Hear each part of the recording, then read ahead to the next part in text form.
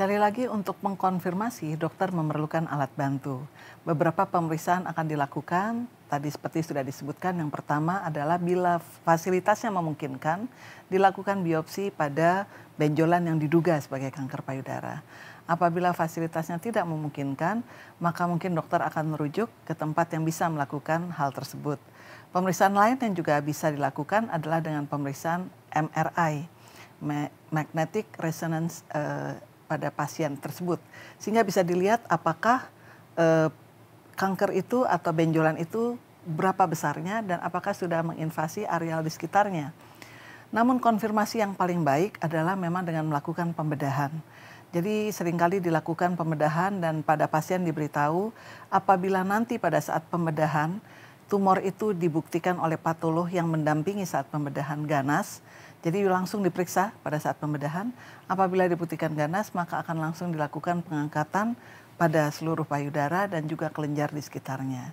Jadi memang hal ini yang seringkali membuat pasien kemudian lari dari pengobatan karena memang tindakan yang paling sensitif, paling spesifik untuk memastikan kanker atau tidak adalah mengambil jaringan kanker itu dengan tindakan pembedahan. Pembedahannya kelihatannya memang besar, tapi sebetulnya dilakukan bukan hal yang sangat besar karena diambil jaringan dan kemudian dilakukan pemeriksaan patologi.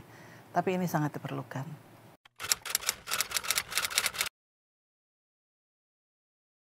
Seperti umumnya semua kanker, maka makanan merupakan hal yang terpenting. Yang paling benar adalah melakukan upaya makan dengan gizi seimbang sehingga berat badan tidak berlebih. Banyak sekali penelitian yang menyatakan bahwa berat badan terlebih terutama sesudah fase menopause akan meningkatkan risiko kanker payudara.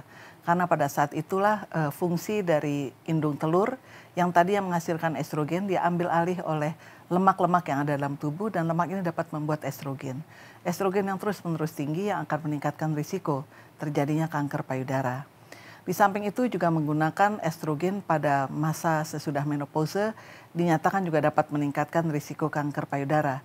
Karena itu bagi mereka yang ingin menggunakan obat-obatan hormonal sesudah masa menopause, mereka harus berkonsultasi dengan baik dengan dokternya apakah ini akan meningkatkan risiko dia untuk mendapatkan kanker atau memang lebih banyak manfaatnya untuk menurunkan risiko osteoporosis dan yang lain-lain. Yang kedua adalah olahraga.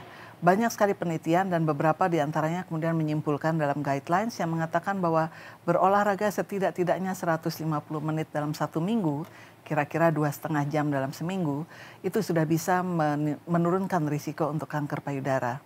Jadi olahraganya bisa dipilih untuk mereka yang sudah menopause, mungkin olahraganya yang low impact, yang tidak menimbulkan stres atau tekanan pada jaringan tubuh secara berlebihan. Tapi umumnya olahraga teratur sangat baik untuk menurunkan risiko kanker apapun. Yang ketiga adalah pola istirahat. Banyak sekali juga penelitian yang menyebutkan bahwa kebiasaan tidak tidur cukup pada saat malam hari juga dapat meningkatkan risiko kanker payudara.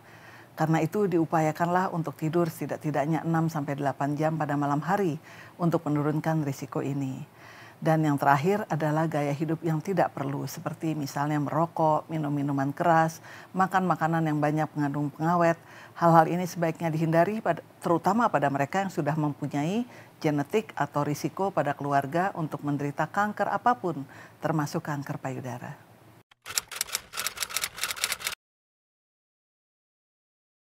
Betul sekali bahwa memiliki anak dari beberapa penelitian pun sudah menunjukkan turunnya risiko kanker payudara. Apabila seseorang menyusui, maka risiko ini akan menjadi lebih turun lagi. Sehingga sangat dianjurkan untuk semua perempuan yang memiliki bayi untuk menyusui bayinya secara teratur, minimal 6 bulan sampai 1 tahun. Sehingga risiko dia untuk kanker payudara juga akan menjadi lebih rendah. Di samping itu, pilihan pada jenis kontrasepsi memang menjadi hal yang juga dapat dipertimbangkan. Lebih baik memilih alat kontrasepsi yang tidak menimbulkan risiko pada kanker payudara, yaitu kontrasepsi yang mengandung hormon estrogen. Karena itu berkonsultasilah dengan baik supaya proses menyusui bisa berlangsung, karena kalau hamil kan kita tidak bisa lagi menyusui. Menggunakan alat kontrasepsi tapi yang rendah risikonya untuk kanker payudara, yaitu yang tidak mengandung hormon estrogen.